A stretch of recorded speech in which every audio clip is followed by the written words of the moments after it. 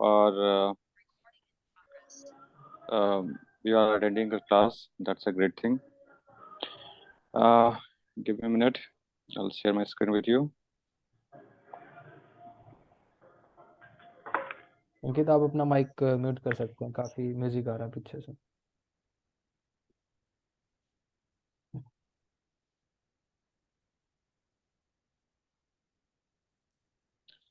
Someone please confirm if you can see my screen. Yes, we can see, sir. Okay. Uh, See, I have been asked to take this class on a very short notice. Uh, so I'm not prepared for it, and I'm not going to teach you per se. But what I'm going to do is have a discussion with you. Okay. Uh, so it is going to be एक discussion होगा rather than आपको एक typical class नहीं होगा. So let me get it ready first.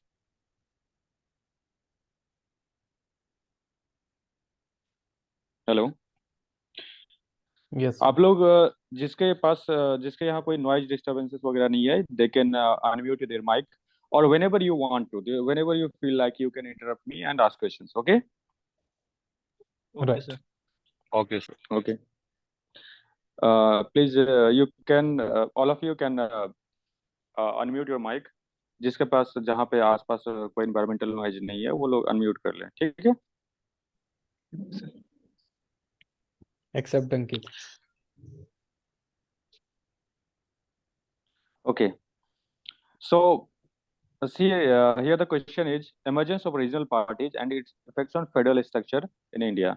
So सबसे पहले ये बताइए कि ये क्वेश्चन जो हम डिस्कस करेंगे, सबसे पहले आपको समझना पड़े आना चाहिए कि क्वेश्चन किस चीज पे है, वो उसका बेसिक थीम क्या है, सेंट्रल आइडिया क्या है, और इसमें सपोर्टिंग डिटेल्स या एसोसिएटेड डिटेल्स क्या है. तो ये क्वेश्चन किस चीज पे है, ये बता सकते हैं? इसका सेंट्रल पॉइंट क्या है क्वेश्चन का?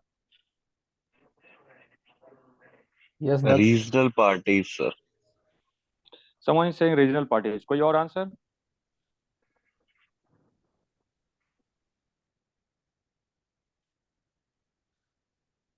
कोई और answer? Okay. See the question is regional parties पे है. तो आपको सबसे पहले किसी क्वेश्चन को समझना है सेंट्रल आइडिया क्या है. तो यहाँ पे देखिए, emergence of regional parties and it effects on federal structure. ठीक है. तो क्वेश्चन बिल्कुल सही है, ये रीजनल पार्टीज पे है, वो सेंट्रल आइडिया इसी पे रीजनल पार्टीज है, और इसके मल्टीपल इफेक्ट्स हो सकते हैं, and one effect and some effects are going to be on ये फेडरल स्ट्रक्चर. तो क्वेश्चन रीजनल पार्टीज पे, तो ये क्वेश्चन स्टार्ट अगर करेंगे तो हम किस चीज से स्टार्ट करेंगे? किसी भी क्वेश्चन का आंसर को लिखना हमेशा सेंट्रल आइडिया से स्टार्ट करेंगे. ठीक है. तो आप स्टार्ट करेंगे रीजनल पार्टीज से, ये आंसर स्टार्ट होगा. इधर वो रीजनल पार्टीज का आप डेफिनेशन से स्टार्ट कर सकते हैं, या कुछ स्टैटिस्टिक्स वगैरह से स्टार्ट कर सकते हैं, या जैसे भी हो वैसे स्टार्ट कर सकते हैं. ठीक है. Hello. Yes, sir. Okay. Yes, sir. Okay, sir. Okay, sir. right, sir. Okay. तो आप ये बताइए, कोई डिफाइन कर सकते हैं रीजनल पार्टीज को? एनीवन? नवनीत जी, आप ही बताइए. Sir, regional party, the party which are in particular states, sir. You can just select one or two, hello. three states. Hello, sir. Okay. Regional parties are parties that are In particularly some states, sir. Okay, are in some states. बिल्कुल सही.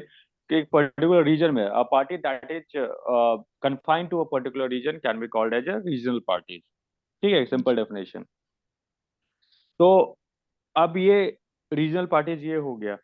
तो regional parties सबसे पहले आई क्यों, हम इस पे समझते हैं कि रीजनल पार्टीज क्यों आई, क्या रीजन हो सकता है रीजनल पार्टीज का इमरजेंस का, बता सकते हैं कोई?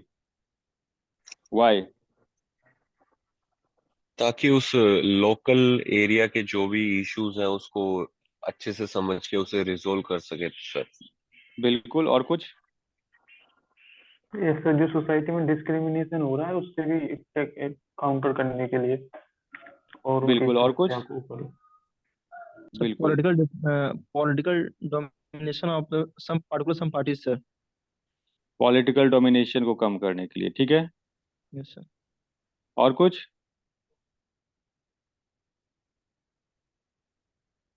और कोई इसके पास कोई आइडिया है? पार्टिकुलरली किसी कास्ट या पार्टिकुलरली किसी रिलीजन को वॉइस को रेज करने के लिए। ठीक, बिल्कुल। सोशल डोमिनेशन अगर है, जैसे कास्ट, रिलीजन, इसके लिए। और कुछ?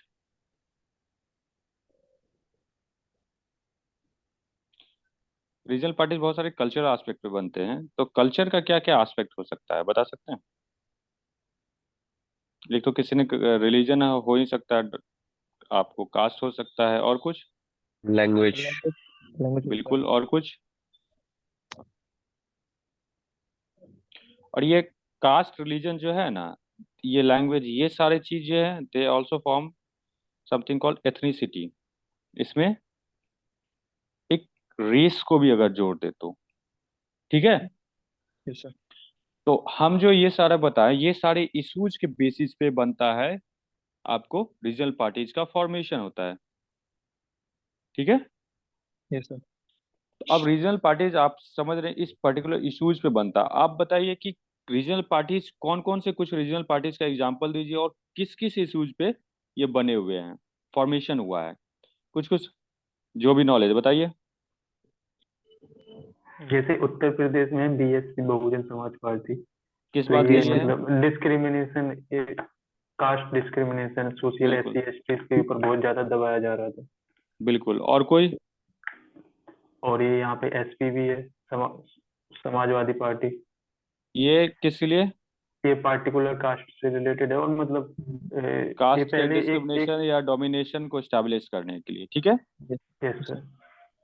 और कुछ? तो जेडीयू भी। जेडीयू किस कास्ट के लिए? यादव यादव कास्ट के लिए भी था sir. JDU is not for Yadav, JDU is for Kurmi, RJD is for Yadav, RJD. ठीक है ना, बिहार। हाँ। और ये SP Yadav in UP, AIM ठीक सर, है। एआईएम। हाँ, AIMIM, ये हाँ किस लिए एआईएम है? For police, for a particular religion sir. बिल्कुल। और कोई हिंदू में कुछ रिलीजन पे बोल सकते हैं आप?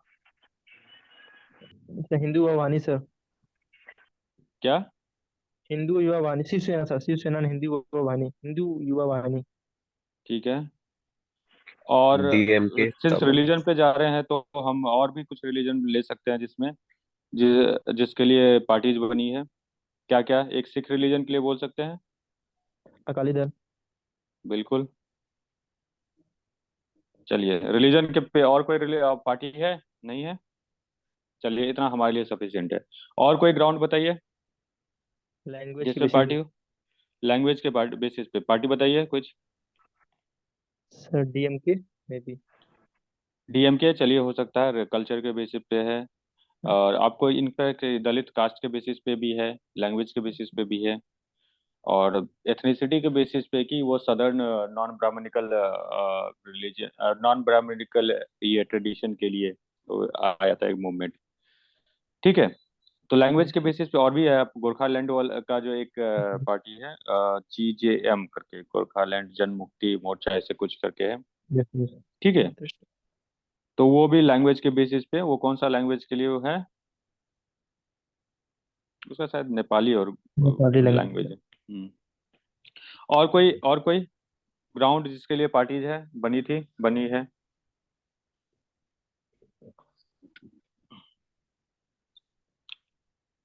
एथनिसिटी के बेसिस पे बोलिए कुछ।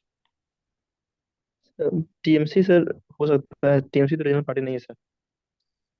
तृणमूल कांग्रेस एथनिसिटी कर सकते हैं, रीजनल पार्टी है, वो भी रीजनल पार्टी है। अब नेशनल पार्टी का ये बन गया, अलग बात है, बिल्कुल उसको भी बोल सर। सकते हैं बहुत हद तक, ठीक है। चलिए, वो किसके लिए, अगर टीएमसी आपने नाम लिया, तो किसके लिए फॉर्मेशन हुआ था ये आपको? स्पेशली चलिए, फोकस। बंगाली आइडेंटिटी अब इसने आइडेंटिफाई कर लिया। अब टीएमसी को थोड़ा सा अलग रख सकते हैं, रीजन बिंग अब ये एक नेशनल पार्टी बन गई, प्लस बंगाली नेशनलिज्म या बंगाली आइडेंटिटी जो है ना, it has recently started highlighting it's Bengali identity after जो इसका हिंदुत्व और नेशनलिज्म और बीजेपी जो है उसको काउंटर करने के लिए इसने इस टैक्टिक का यूज करना शुरू किया। ओरिजिनली टीएमसी उसके लिए नहीं था, ठीक है। तो इसको हम अलग रख सकते हैं। यही आप गोरखालैंड जनमुक्ति मोर्चा करके जो पार्टी है, जो भी हो, I don't exactly remember the name of the party, वो हो सकता है। झारखंड जनमुक्ति मोर्चा करके पार्टी है, या ये सब हुआ एथनिसिटी के बेसिस पे। और किसी बेसिस पे हो सकता है, रीजन, किसी और रीजन से जो पार्टी बनी हो। हमने क्या क्या रीजन दिया था यहाँ पे? एक लोकल इश्यूज हुआ, ठीक है, इसमें कुछ डेवलपमेंटल इश्यूज भी हो सकते हैं, है या नहीं? कोई बोलिए। यस सर, डेवलपमेंट इशू भी होता है। नवनीत जी आप बोल रहे हैं, एक विशाखा जी हैं, और शांतनु, ये लोग कुछ नहीं बोल रहे हैं, आप लोग भी कुछ कुछ बोलिए। Yes sir. विशाखा जी बताइए, डेवलपमेंटल इश्यूज पे कोई पार्टी बनी है क्या? सर आइडिया नहीं है मुझे। आपने टीआरएस का नाम सुना है, तेलंगाना राष्ट्र समिति? टीआरएस। ये किस लिए हाँ जी बनी सर। थी, या ये किस लिए? एक सेपरेट स्टेट भी डिमांड किया था, बिल्कुल, एक ये है, लेकिन ये इसका एक्चुअली डिमांड किस बेसिस पे था? उनका बेसिस यही था कि तेलंगाना रीजन जो है आंध्र प्रदेश का, वहां पे डेवलपमेंट नहीं हुआ है, ठीक है? सुन रहे हैं? Yes sir. हाँ जी सर, ओके। बिल्कुल। सर ओके, तो शांतनु जी, आप कोई और बेसिस बता सकते हैं जिसके बेसिस पे जिसके लिए पार्टी बनी है, पार्टी है, रीजनल पार्टीज है इंडिया में?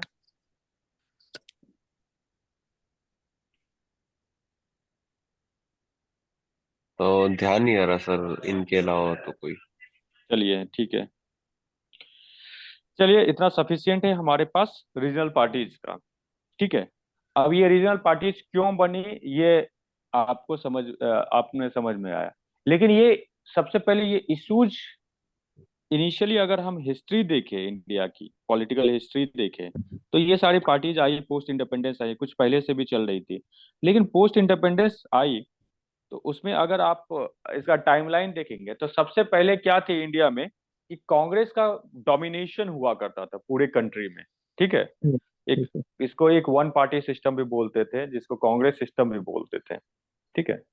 तो कांग्रेस का एक डोमिनेशन हुआ करता था, and Congress was ruling both centre as well as the states. हर स्टेट में कांग्रेस की पार्टी, कांग्रेस की गवर्नमेंट, और सेंटर में भी कांग्रेस की गवर्नमेंट। तो कोई दूसरी पार्टी थी ही नहीं, एक तरह समझ लीजिए एब्सेंट था ऑपोजिशन। तो ऑपोजिशन छोटे मोटे पार्टीज थे वहाँ उस टाइम में भी, जैसे स्वतंत्र पार्टी वगैरह थी, आपको सीपीआई वगैरह भी थी।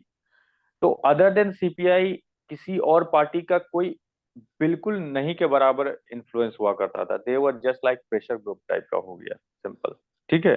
उससे बड़ा कोई स्टेटस नहीं था इन लोगों का। लेकिन आप समझिए कि इंडिया इज जब एक, India is not just a country, एक नेशन नहीं है इंडिया। कहते हैं इंडिया के बारे में, India is not a nation, it is a state with multiple Nations. अब मैंने दो वर्ड यहाँ पे यूज कर लिया, नेशन यूज किया, स्टेट यूज किया, और इसी के साथ एक नेशन स्टेट लेते हैं, ठीक है। इस तीन वर्ड को कोई डिफाइन कर सकता है?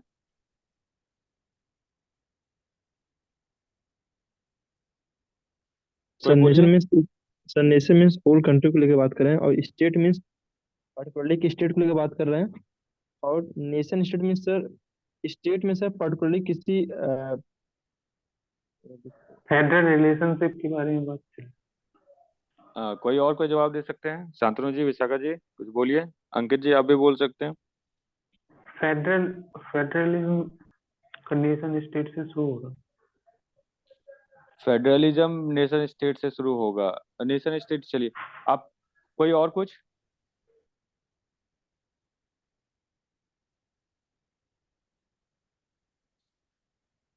चलिए बताते हैं। नेशन और नेशनलिज्म वर्ड समझिए। नेशनलिज्म क्या करता है, लोगों को कनेक्ट करने का काम करता है, ठीक है। नेशन जो है ना, it is a feeling of oneness. एक आदमी दूसरे आदमी से, या एक पॉलिटिकल एरिया ज्योग्राफी में लोग एक दूसरे से कैसे कनेक्टेड फील करते हैं, दैट फीलिंग इज कॉल्ड, उसी को नेशन बोलते हैं, नेशनलिज्म बोलते हैं। तो आप जैसे देखते होंगे बांग्लादेश में बंगाली नेशनलिज्म आया था, ठीक है। Yes sir. ये किस लिए आया था कि बंगाली लैंग्वेज के बेसिस पे लोग, बहुत सारे लोग जो बांग्लादेश, जो प्रेजेंट डे बांग्लादेश है, उसमें चाहे हिंदू हो या इस्लाम हो या कोई भी हो, बंगाली लैंग्वेज के बेसिस पे एक कनेक्टेड फील करते थे, and so it was called Bengali nationalism. RSS का है हिंदुत्व नेशनलिज्म, ठीक है। हिंदू, जो हिंदुत्व के बेसिस पे कनेक्ट करते हैं लोग, वो उस नेशनलिज्म के साथ जाएंगे, उस तरह से कनेक्टेड फील करेंगे, ठीक है। वैसे ही आप अलग अलग, जैसे आप कश्मीर में भी कश्मीरियत की बात की जाती है, या जहां भी हो, कि आपको जहां जहां एक फीलिंग ऑफ वननेस आता है लोगों के बीच, और वो जिस बेसिस पे भी आता है, that feeling is called nationalism, ठीक है। तो nation is just a entity, a group of people that feel united, that feel like they are one entity, तो उसी को नेशनल नेशन बोलते हैं। तो आप एक ऐसे बहुत सारे, और दूसरा ठीक है, ऐसे बहुत सा, फिर उसके बाद दूसरा बात करते हैं पहले स्टेट का, ठीक है। स्टेट क्या चीज है? आप स्टेट, जैसे बहुत लोग बोल रहे थे फेडरलिज्म की बात किया, अलग अलग स्टेट होता है। पॉलिटिकल साइंस में स्टेट इज, इस तरह से बोलते हैं, स्टेट इज, अभी जो देख रहे हैं कि बिहार स्टेट हुआ, हरियाणा स्टेट हुआ, या आपको पंजाब स्टेट हुआ, ये state actually these are provinces, ठीक है।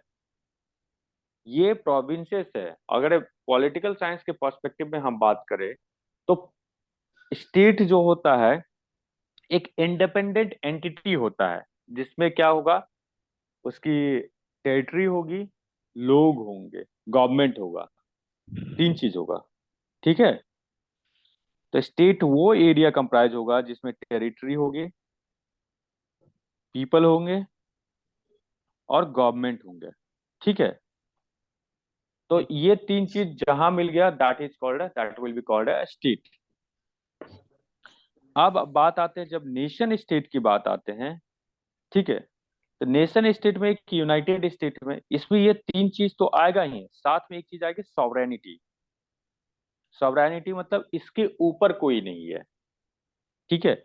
तो जैसे इंडिया एक सॉवरेन नेशन है, इंडिया एक सॉवरेन नेशन स्टेट है, बट वहीं अगर पंजाब को ले लेंगे, तो Punjab can not be called as a nation state, लेकिन वहां पे बाकी और सारी चीज हैं, फैक्टर्स ऑफ स्टेट है, स्टेट का जो आप डेफिनेशन में जो जो क्राइटेरिया है वो सारा फुलफिल करता है। वहां पे पंजाबी लोगों के बीच भी यूनिटी है, oneness on the basis of वो है। तो नेशनहुड भी है पंजाब में, स्टेटहुड भी है, बट एक नेशन स्टेट नहीं है। तो ये तीन टर्म है, अलग अलग टर्म है। तो हम जो बात कर रहे थे हिस्ट्री में, अच्छा कहाँ पे थे हम वैसे, ये इस तरफ कैसे आ गए? हिस्ट्री में सर कांग्रेस को डोमिनेंस को लेके बात कर रहे थे।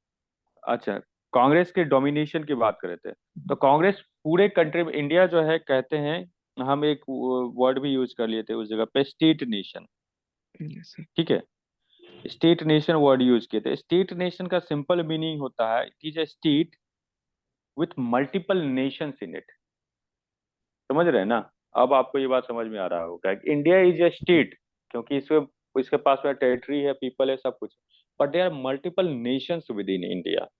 तो अलग अलग नेशन है, पंजाबी एक नेशन ले सकते हैं हम, बंगाली नेशन ले सकते हैं, और उसमें आप जैसे आसामीज नेशन ले सकते हैं, आपको उड़िया, जितने भी मराठी हुआ, ये सारे नेशंस एक तरह से ले सकते हैं, क्योंकि लोग feel united on the basis of particular region, ठीक है। उस पर्टिकुलर रीजन में एक पर्टिकुलर फीलिंग के बेसिस पे लोग यूनाइटेड फील करते हैं। तो ये सारा एक नेशन हुआ, और ये all these nations are comprised within one state, and that state is India. तो इसको, इंडिया को इसीलिए बोलते हैं स्टेट नेशन है, ठीक है। तो अब इंडिया एक यूनिफॉर्म, एक होमोजेनियस एंटिटी नहीं होके क्या है इंडिया? इंडिया एक होमोजेनियस स्टेट एंटिटी नहीं है, नेशन है। बल्कि हाँ स्टेट नेशन है, एक सब कॉन्टिनेंट टाइप है, सब कॉन्टिनेंट है इंडिया, ठीक है। और इसमें मल्टीपल नेशंस है एक तरह से। तो मल्टीपल नेशन है, तो अलग अलग, सबकी अलग अलग लोग हैं, अलग अलग तरह के लोग हैं, कल्चर हैं, आपको जोग्राफिकल एरियाज है, तो सबकी प्रॉब्लम्स अलग अलग है। तो कोई एक सिंगल एंटिटी इसको कंट्रोल नहीं कर सकता है। One size fit all approach यहाँ पे काम नहीं करेगा। और इसीलिए यहाँ पे एक यूनिटरी पॉलिटी, मतलब कि सेंटर स्टेट सब पूरा का पूरा एक सिंगल कंट्रोल में, ऐसा इंडिया में काम नहीं कर सकता है। लेकिन जब कांग्रेस आई थी, इंडिपेंडेंस के बाद आई और यूनाइट करके रखी, तो ये चला, कुछ दिन तक ही चला, लेकिन उसके बाद एक वक्त के बाद इसको टूटना था ही, because it was not natural for country like India. समझ रहे हैं ना ये बात? यस ठीक सर। है। तो तब उसके बाद ये टूटना शुरू हुआ, और पहला जो इसका डिसइंटीग्रेशन, हालांकि शुरुआत में आपको एक नेहरूवियन कंसेंसस बोलते हैं कि नेहरू ने was a kind of leader who was able to bind all these different kind of people together। तो नेहरू के डेथ के बाद जो है ये डिसइंटीग्रेशन की शुरुआत एक तरह से हो गया था, कि तय हो गया कि नेहरू के बाद कुछ ना टूटेगा ये। तो पहला जो आपको जो पहला जो आपको डिसइंटीग्रेशन जो दिखने लगा, आपको ये जो कांग्रेस सिस्टम में फ्रैक्चर दिखने लगा, वो 1967 के जनरल इलेक्शंस के बाद ही दिखने लगा, जब 8 स्टेट में जो होता है नॉन कांग्रेस गवर्नमेंट फॉर्म हुई थी। ठीक है। तो इससे नॉन कांग्रेस गवर्नमेंट फॉर्म हुई, तो मतलब कि वहां पे कांग्रेस के अलावा दूसरी पार्टी वो पावर में आने लगी। तब कांग्रेस के अलावा जो दूसरी पार्टी पावर में आने लगी, और इससे पहले ये सब क्या थे, सिर्फ प्रेशर ग्रुप के टाइप था, जिसका कोई कुछ खास पॉलिटिकल वैल्यू नहीं था। अब वो पावर में आ रही है, स्टेट को रूल कर रहा है। और आप समझ रहे, कॉन्स्टिट्यूशन का अगर स्ट्रक्चर आप देखेंगे तो इंडिया एक कोऑपरेटिव फेडरलिज्म है, जहां पे कोई भी स्कीम या कोई भी आपको पॉलिसी है, सेंटर भी अगर बनाती है तो इम्प्लीमेंटेशन स्टेट को ही करना पड़ेगा। इम्प्लीमेंटेशन स्टेट को करना पड़ेगा, और पॉलिसी अब सेंटर में कोई और बना रहा है, कांग्रेस बना रही है, और इम्प्लीमेंटेशन यहाँ रीजनल लेवल पे हो रहा है। तो कॉन्फ्लिक्ट्स आएंगे, क्योंकि अब हमें यहाँ पे इम्प्लीमेंटेशन में हमें पॉलिसी, किसी और पॉलिसी की जरूरत है, सेंटर कोई और पॉलिसी बना रहा है, लेकिन इम्प्लीमेंट हमको करना पड़ रहा है, तो कॉन्फ्लिक्ट्स आना शुरू हो जाएंगे। यहीं से स्टार्ट हुए थे ये शुरुआत कॉन्फ्लिक्ट्स का। और इससे पहले आप जो देख रहे हैं फेडरल स्ट्रक्चर जो था इंडिया का, कि स्टेट अलग अलग अपना इंडिपेंडेंट रूल चलाएगा ये, और सेंटर अपना, एक्चुअल फेडरल स्ट्रक्चर का जो आपको वैल्यू और इम्पोर्टेंस जो है, उसका इफेक्टिवनेस अब दिखना शुरू हुआ था, खास करके उस स्टेट में जहां पे ये सारी पार्टीज, नई पार्टीज आई। तो अब आप ये बताइए कि जो रीजनल पार्टीज के आने से फेडरल स्ट्रक्चर स्ट्रांग होता है या वीक होता है? Basic question. स्ट्रांग होगा सर, बिल्कुल। दोनों होता है सर। क्योंकि जितनी ज्यादा पार्टी होंगी उतना कंपटीशन होगा, उतना मतलब डेवलपमेंट करेंगे लोग। अच्छा दोनों होता है। जी, दोनों हो सकता है। चलिए, लेकिन आप बताते हैं फेडरल स्ट्रक्चर, अब हम ये बता रहे हैं स्टेट मल्टीपल, फेडरल स्ट्रक्चर सबसे पहले होता क्या है इसमें?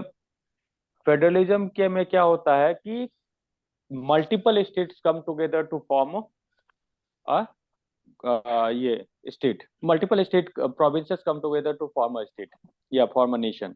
ठीक है, जैसा कि यूएसए का मॉडल है। और यूएसए का मॉडल में क्या है सेंटर ज्यादा स्ट्रांग है, स्टेट ज्यादा स्ट्रांग है? State sir. स्टेट ज्यादा दोनों के स्ट्रांग है, पास बिल्कुल मतलब हाँ स्ट्रांग। बिल्कुल। अब यहाँ पे रीजनल पार्टीज का पावर में आने से अब यहाँ पे सेंटर स्ट्रांग बनते जा रही है, स्टेट स्ट्रांग बनते जा रही है, किसका पावर बढ़ रहा है और किसका पावर घट रहा स्टेट का सर। है? स्टेट का। तो स्टेट का पावर बढ़ फेडरल रहा है। तो फेडरल स्ट्रक्चर जो पहले एक सिंपल एक नॉमिनल फेडरल स्ट्रक्चर था, अब ट्रूली एक्चुअल फेडरल स्ट्रक्चर दिखना शुरू होगा, है कि नहीं? जहां सर। सेंटर, स्टेट सेंटर को चैलेंज करना शुरू करेगा, तो स्टेट फेडरलिज्म यहाँ पे स्ट्रांग हो रहा है। समझ गया है? Yes sir. तो अब यस सर। ठीक है, अब इसमें इफेक्ट्स, अब बात करते हैं हम लोग regional parties and it's effects on federal structure. तो फेडरल स्ट्रक्चर में क्या आप समझ रहे हैं कि क्या हो रहा है? फेडरलिज्म स्ट्रांग हो रहा है, और ये रीजनल पार्टीज इस फेडरलिज्म को पे कुछ इफेक्ट्स डालती है। तो आप बताइए क्या क्या इफेक्ट्स डालेगी और कैसे कैसे इफेक्ट डालेगी? बताइए कैसे कैसे इफेक्ट डालेगी। So first, sir, the competition between the parties will increase. Competition between parties will increase कहाँ पे? So in the state, sir. क्या स्टेट पर? स्टेट में Yes, sir. States as well as on the central level also, sir. कोalition government होगा centre में, parliament में, ठीक है। Yes, sir. ठीक है, कोalition गवर्नमेंट सेंटर में बनना शुरू होगा, मतलब सेंटर में कोई पार्टी जो है अकेले रूल नहीं कर रही है, अब इसको मदद लेनी पड़ रही है एक कुछ रीजनल पार्टीज का भी, ताकि वो सरकार बना सके। ठीक है, तो रीजनल पार्टीज का अब मान लेते हैं, अगर इसमें टीएमसी का मदद लेके ये तृणमूल कांग्रेस का मदद लेके अगर कांग्रेस सेंटर में गवर्नमेंट बनाती है, तो अब कुछ कोई भी ऐसा स्टेप लेना चाहे जो बंगाल के खिलाफ हो, तो क्या बंगाल लेने देगी? हमेशा बोलेगी कि तुम अगर लोगे स्टेप तो हम ये समर्थन को वापस ले लेंगे, सरकार गिर जाएगी तुम्हारी। ठीक है, तो कोएलिशन गवर्नमेंट बनेगा और स्टेट का ये स्टेट का पावर बढ़ता है। दूसरा और क्या हो सकता है, क्या इफेक्ट डालती है फेडरल स्ट्रक्चर में, बताइए दूसरी जगह कहाँ पे दिखेगा? तब तो सर डेवलपमेंट में भी प्रॉब्लम आएगी। बिल्कुल सही कहा आपने, डिप्लोमेसी में। अब हम बंगाल की ही बात कर रहे थे, तो बंगाल में देखिए क्या हुआ कि सेंट्रल गवर्नमेंट जो तीस्ता रिवर वगैरह पे, तीस्ता रिवर पे गवर्नमेंट, कांग्रेस गवर्नमेंट अभी और ये चाहती थी इस पे ये बांग्लादेश के साथ तीस्ता रिवर एग्रीमेंट करना, लेकिन तीस्ता रिवर के एग्रीमेंट वो नहीं कर पाई। रीजन बीइंग, आपको टीएमसी रूल करती, Mamata Banerjee government TMC rule करती थी बंगाल में, which was also a party to ये यूपीए गवर्नमेंट, यूपीए में एक कोलिशन पार्टनर भी थी। तो डिप्लोमेसी में एक इफेक्ट लाता है, और क्या इफेक्ट ला सकता है, और क्या काम ये करेगी, और बताइए। So stable government नहीं सर होगी। स्टेबिलिटी, चलिए ये भी सही है, बिल्कुल सही कहा, स्टेबिलिटी एट सेंटर। और कुछ? और जब कॉलिशन गवर्नमेंट बनेगी तो ज्यादा स्ट्रिक्ट डिसीजन नहीं ले सकते, मतलब सबको देख के डिसीजन लेना पड़ेगा, हाँ, मतलब कंसेंसस, इंडिविजुअल रिस्पॉन्सिबिलिटी नहीं रहेगी। ठीक है, कोलिशन एक कोलिशन कंसेंसस डेवलप करना पड़ेगा। ठीक है, और इसमें कुछ आता है जैसे आपको एनडीए गवर्नमेंट का कॉमन मिनिमम प्रोग्राम, ठीक है, वो भी ये करना पड़ेगा, इम्प्लीमेंट करना पड़ेगा। कॉमन मिनिमम प्रोग्राम क्या है समझिए। 1999 में पहली बार बीजेपी गवर्नमेंट आई थी पावर में एनडीए के साथ, एनडीए कोalition था, और सॉरी एनडीए एक अलायंस कोalition गवर्नमेंट था जिसमें BJP was the major party आई थी। ठीक है, अब ये 1999 में बीजेपी का प्राइम क्या क्या ऑब्जेक्टिव हुआ था आपको, कि एक राम मंदिर बनाना है, ये करना है, वो करना, लेकिन क्या 1919 के उस टाइम में बनवा बनवा पाई थी राम मंदिर वगैरह सब? No sir. क्यों नहीं बना पाई? क्योंकि जी वहां पे सर। बहुत सारी पार्टीज थी, जैसे जेडीयू वगैरह सब थी, वो पार्टीज वर नॉट, वो हिंदू नेशनलिज्म को सब्सक्राइब नहीं करता था, और उसके साथ में वो पावर में आई थी। तो उसको वो पॉइंट्स को ही अपना लाने के, अपनी आइडियोलॉजी को भी आपको छोड़ के सिर्फ वही पॉइंट्स, उसी चीज को ले आए जो कि सब जितने भी कोलिशन में पार्टनर थे उसके बीच में कंसेंसस डेवलप हो पाए, सिर्फ उसी को इम्प्लीमेंट करना है। मेरा एक्सट्रीमिस्ट मेरा आइडियोलॉजी, तो हम वो उसको हम नहीं कर सकते हैं, हम उसी आइडियोलॉजी को इम्प्लीमेंट करेंगे जो मेरे कोलिशन पार्टनर्स को भी जो प्रेफर करेंगे, ठीक है, जिसको कंसेंट देंगे। ये हो गया, और कुछ बताइए। कुछ फाइनेंशियल डोमेन में भी चेंजेस दिखेगी? बिल्कुल sir. Yes Yes, sir. sir. कैसे? और 14 सेंटर फंड एलोकेशन में इनके लिए कुछ वो पार्शियलिटी कर सकती है। हाँ, पार्शियलिटी कर सकते हैं, बिल्कुल बिल्कुल सही कहा, कि जहाँ पे ये आपको जहाँ पे सेम पार्टी की गवर्नमेंट है वहाँ पे ज़्यादा पैसा देगी, या आपको प्रोजेक्ट उधर सैंक्शन कर सकती है, और जहाँ पे नहीं है वहाँ पे नहीं होगा।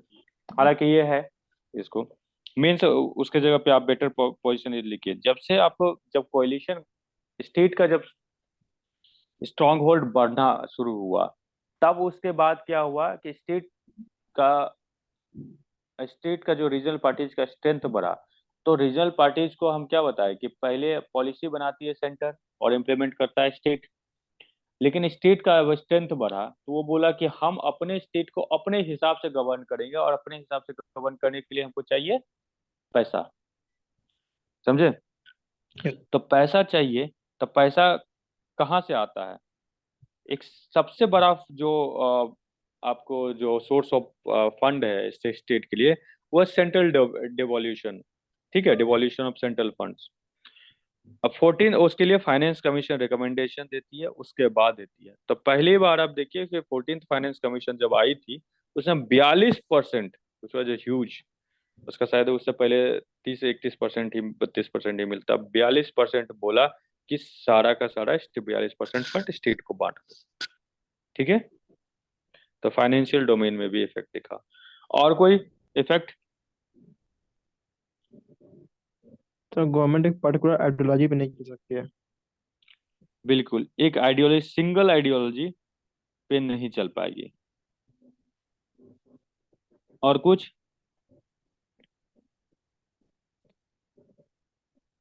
और बताइए फेडरल स्ट्रक्चर पे। फेडरल स्ट्रक्चर पे एक्चुअली करना बात करना है हमको। कुछ कॉन्फ्लिक्ट्स दिखेंगे आपको। क्या क्या governor and conflict? CM. Governor CM conflicts. और कोई कॉन्फ्लिक्ट? सब इंटर स्टेट बॉर्डर डिस्प्यूट हो सकता है उस टाइम पे। बिल्कुल सही कहा, इंटर स्टेट डिस्प्यूट्स दिखेंगे बहुत ज्यादा। स्टेट अब can also inter state, revive हाँ, अब inter for state disputes for special हमने स्टेटस सर, जस्ट लाइक क्या? बिहार वगैरह। हाँ बिल्कुल, उस पे भी आएंगे। आप स्पेशल स्टेटस की बात कर रहे हैं, चलिए उससे पहले हम बात करते हैं। आपने एक अच्छा पॉइंट रेज किया, इंटर स्टेट डिस्प्यूट बहुत ज्यादा बढ़ जाएंगे। तो अब इंटर स्टेट डिस्प्यूट बढ़ जाएंगे तो इंटर दो स्टेट के बीच में किस किस ग्राउंड पे डिस्प्यूट्स होता है? आपने एक कहा बॉर्डर डिस्प्यूट्स। वाटर ठीक, डिस्प्यूट। रिवर। ठीक है, बॉर्डर रिवर डिस्प्यूट। में। अब इसका एग्जांपल भी हम दे देते हैं, रुकिए पहले एग्जांपल दे देते हैं। एक बेलगांव एरिया है, बेलगांव एरिया, ठीक है। अब इसके लिए कर्नाटका एंड महाराष्ट्र दो स्टेट फाइट कर रही है, ठीक है। दूसरा वाटर डिस्प्यूट, कोई बताइए एग्जांपल दीजिए। कावेरी वाटर डिस्प्यूट चल रहा है। कावेरी, चलिए और कुछ? सर पंजाब वाली जगह सतलुज जो वो SYL। पंजाब, बिल्कुल सतलुज का। और कोई डिस्प्यूट?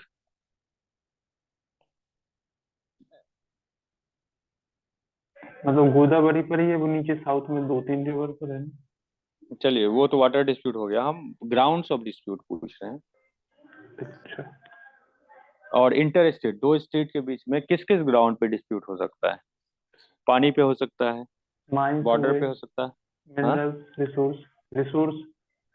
बिल्कुल, वैसे बेलगांव एरिया जो था वो मिनरल रिसोर्सेज के लिए के कारण ही हुआ था। और कुछ? सर ये लैंड बॉर्डर में लैंड भी आ गई क्या, जो महाराष्ट्र उनको लेके रहता है लैंड पे डिस्प्यूट। हाँ वो बॉर्डर डिस्प्यूट ही हो गया। क्या जुरिडिक्शन पे कर सकते हैं सर इसमें, जैसे दिल्ली और पंजाब गवर्नमेंट के बीच और हरियाणा गवर्नमेंट में? जैसे वो एक पॉलिटिशियन था, उसकी अरेस्ट हुई थी तो उसको लेके जा रहे थे पंजाब में, तो बीच में उनको पकड़ लिया। वो शायद हाँ, केस था, वो दिल्ली बीजेपी स्पोक्स पर्सन था कोई। अच्छा। अब ये एक्चुअली मेरे ख्याल से नहीं होना चाहिए ट्रांजिट एक्सेस। अब हम्म वो स्टेट से स्टेट के थ्रू गुजरती है, पुलिस उसके पास पुलिस स्टेट का होता है, लॉ एंड ऑर्डर। हम्म और या तो वो रोक लिया। ऑल्दो हम्म ऐसा होना नहीं चाहिए, फ्री मूवमेंट है, ठीक है, हम्म होना चाहिए।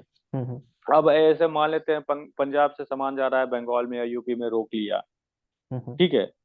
अब रोक लेता अलग बात है, लेकिन इंटर स्टेट मूवमेंट जो होता है वो आपको ये आपका जो सेंट्रल सेल्स टैक्स एक्ट है वो हम्म गाइड करता है। तो अब हम्म ये फ्री मूवमेंट प्रोवाइड करना है सारे स्टेट्स को। हम्म और अगर नहीं करता है, चाहे वो गुड्स हो या पीपल हो, नहीं करता है तो वो प्रॉब्लमेटिक है। लेकिन हाँ, प्रैक्टिकल आप देखना चाहेंगे तो प्रैक्टिकल यही हो जाता है कि अब इसकी पुलिस है, इसके लोग हैं, वो चाहे तो रोक लेता है, वो कर, but that is illegal. Right. ठीक है। चलिए उसके बाद अब आते हैं कि फेडरल स्ट्रक्चर स्ट्रांग होने के बाद में डिमांड जो ऑफ स्पेशल स्टेट जो है, स्पेशल स्टेटस का जो डिमांड है वो इंक्रीज हो गया। ठीक है। और यही नहीं, demand for several new states भी राइज होना शुरू हुआ। ठीक है। जैसे आपको तेलंगाना का ही डिमांड हुआ था, या गोरखालैंड का डिमांड हो रहा है। ठीक है। और कुछ डिमांड्स, और कोई नया स्टेट्स का डिमांड चल रहा हो जो अभी? लेटेस्ट तो नहीं है, पर बोडोलैंड था एक टाइम पे, अभी नहीं है। आते जाते रहता है। हम्म। ठीक है। और डिमांड फॉर न्यू स्टेट्स, तो ये सारा जो होता है फेडरल स्ट्रक्चर में, सॉरी, आपको जो regional rise of regional parties के कारण ये फेडरल स्ट्रक्चर पे ये सारा इम्पैक्ट इफेक्ट्स लाता है। ठीक है। तो यही सारा था। कंक्लूजन में आप क्या दीजिएगा? फेडरल स्ट्रक्चर को स्ट्रांग करता है या वीक करता है? वैसे कंक्लूजन आप क्या दीजिएगा इसका? कोई बताइए, कुछ भी बोलिए। शांतनु जी बोलिए।